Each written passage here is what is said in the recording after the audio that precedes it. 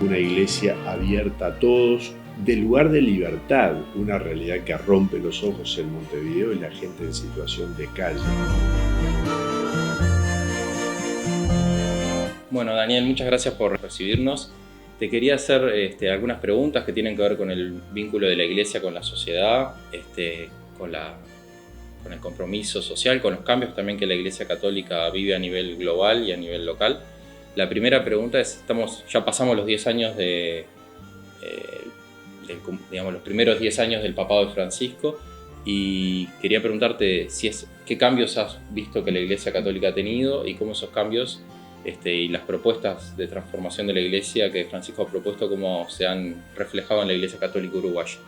El papado de Francisco fue una gran novedad en la Iglesia, primer papa no europeo, en realidad, bueno, los primeros fueron no europeos también, pero primer papa latinoamericano, y él llevó la impronta de la Iglesia latinoamericana, de su compromiso con los pobres, cosa que quedó reflejada ya desde el nombre de Francisco hasta después lo que han sido muchos de sus gestos y de sus propuestas, ¿no? Su defensa de los migrantes, por ejemplo, o los trabajos que ha hecho en promover todo lo que sea el foro social que se reunió en Bolivia, también en Roma.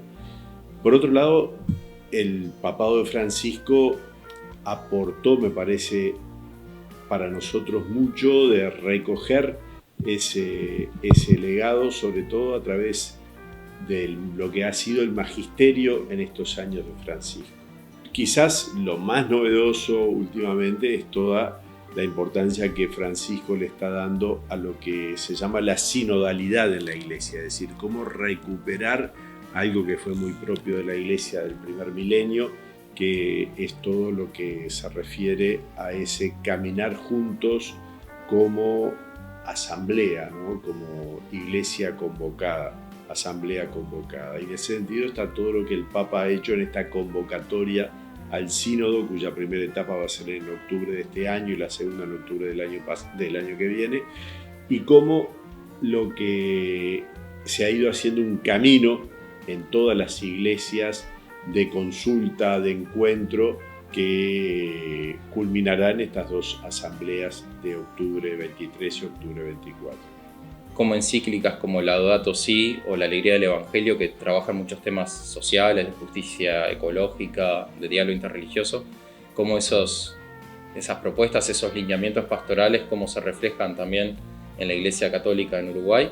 Bueno, La Alegría del Evangelio fue como el programa primero que el Papa Francisco proclamó, de algún modo como que era el comienzo del pontificado, y fue muy importante porque tomó un impulso que venía de aquella exhortación apostólica famosa de Pablo VI del año 75, Evangelii Nunciandi, y recoge ese impulso evangelizador de la Iglesia con la impronta que Francisco le da también de ser una iglesia abierta a todos, iglesia en salida, iglesia hospital de campaña que está para curar a todos los heridos del camino y también para recibir a todas las personas. Creo que eso ha sido muy importante porque hay una frase del Francisco de los primeros tiempos que a mí me gusta mucho, que es que la iglesia, si se encierra en sí misma, se enferma, si sale fuera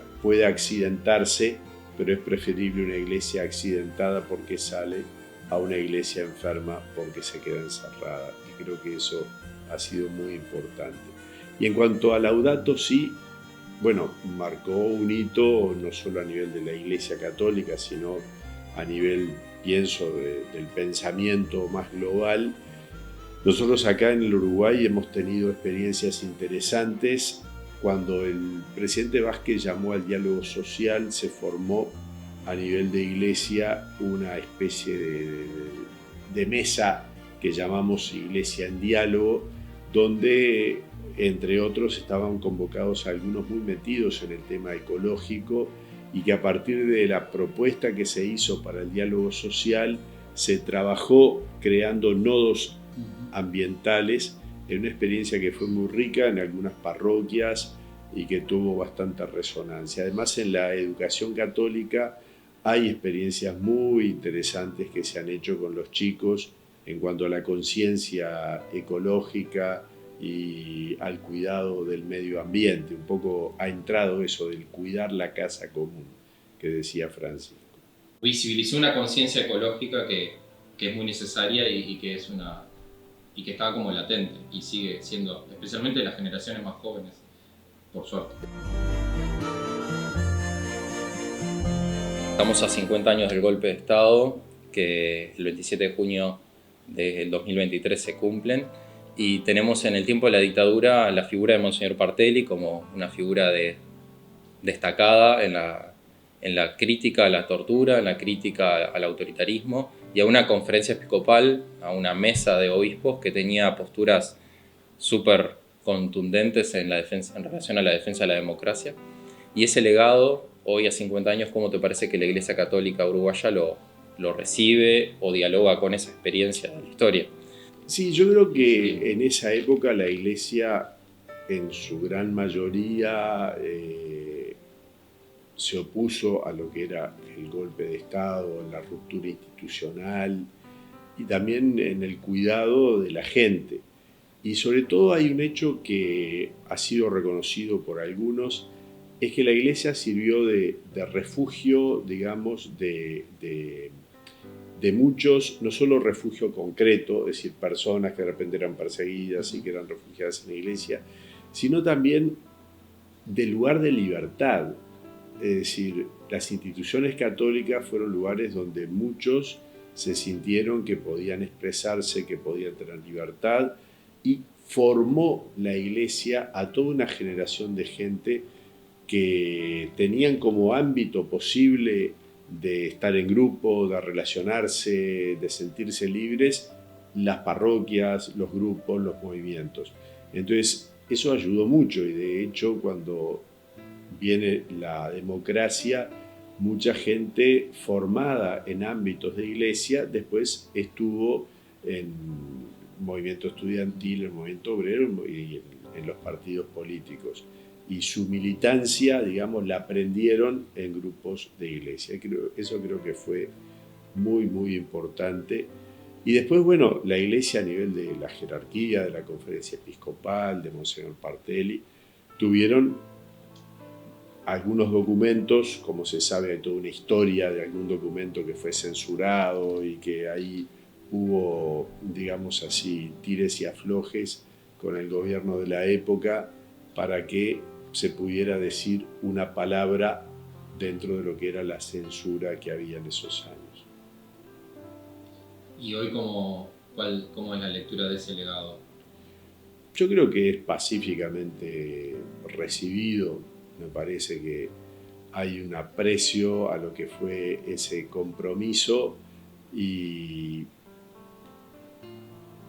creo que es realmente parte del acervo histórico de lo que ha sido el compromiso de la Iglesia, siendo que la Iglesia también es una casa de puertas abiertas y que la Iglesia recibe a todos, y al decir todos, también a personas que pudieron estar del otro lado y que sin embargo son parte también de la Iglesia, parte del pueblo que camina, y la Iglesia como casa de puertas abiertas recibe a todos sus hijos. La beatificación de Jacinto Vera fue una fiesta que la Iglesia tuvo hace poco y también está, creo que en perspectiva, el camino de santificación del Padre Cacho, ¿no? Cómo estas dos figuras, que son, bueno, de momentos históricos también distintos, cómo aportan a la vida de la Iglesia y a la misión, cuál es el aporte y por qué es importante también recuperar estas figuras hoy para la Iglesia Católica.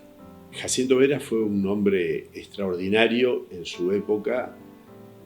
Hay que tener en cuenta también su origen de familia migrante, su vida campesina, la sencillez y austeridad de su vida y al mismo tiempo una fe inquebrantable que lo llevó a estar en un puesto de servicio en la iglesia, vicario apostólico y primer obispo, y sin embargo ser siempre el mismo, ¿no? O sea, el mismo campesino hecho cura de Canelones, vicario apostólico, y hay algunas pautas que él mantuvo siempre muy vivas. Uno fue su compromiso por la paz en un Uruguay ensangrentado, por la paz, por la reconciliación, por el perdón. Él fue un hombre también que tuvo enfrentamiento con el gobierno y que supo perdonar y supo mirar hacia adelante. Y también con los más pobres, ¿no? Ahí, por un lado, época de enfermedades, hubo algunas pestes, estuvo el cólera. Jacinto forma la comisión en el cólera del 68 para apoyar a la gente más pobre. Él era conocido por su generosidad con la gente y muchos que recurrían a él. En el libro que se ha escrito últimamente se recogen muchos pedidos personales de cartitas que se conservaron en el archivo, y era de la gente sencilla del pueblo que le planteaba una infinidad de situaciones personales y que Jacinto trataba de solucionar, de buscar el modo. Su compromiso social, según dicen, es lo que hace que después de su muerte Francisco Piria, que no era católico, al crear ese barrio obrero en el norte de lo que era entonces Montevideo, le pone Jacinto Vera como un nombre que de algún modo ayudaba a identificar al pueblo sencillo como una figura relevante de la sociedad montevideana. Y es famoso como su sepelio lo traen desde, bueno, de Pan de Azúcar, donde murió, pero hasta la iglesia del Cordón, y del Cordón hasta la catedral es todo el pueblo que sale a aclamar a aquel que había sido su padre y pastor. El padre Cacho es una figura excepcional. También, siervo de Dios, padre Cacho. ¿Qué es lo que tiene de excepcional? Que quizás como pocos, su compromiso con los más pobres lo lleva a identificarse con ellos, se va a vivir al asentamiento, pero a hacer que los más pobres sean protagonistas de su camino. Padre Cacho no es el líder, digamos así, que se pone al frente, síganme, sino que es el líder que sostiene a que otros lideren. Es decir, en ese sentido, lo de Cacho para mí es fuera de serie, porque es muy difícil tener un liderazgo que lo que hace es empoderar a otros de su propia realidad para salir adelante. Y eso es de Cacho, y eso está unido a una profunda fe. Él ha ido al asentamiento, al Cantegril, como se decía entonces, a encontrarse con Cristo, los más pobres, con la seguridad de que Cristo estaba allí. Me parece que es una figura excepcional y ojalá pronto también pueda avanzar su proceso. Hoy, ¿cuál te parece que es el tema de preocupación de la Iglesia en temas de derechos humanos? ¿Cuál te parece que es el? Yo creo que una realidad que rompe los ojos en Montevideo es la gente en situación de calle, ¿no? Yo creo que eso es algo que es muy duro, que no es fácil de solucionar. A mí me llamó la atención, estuve en Washington una vez hace 2 años y ahí había gente en situación de calle.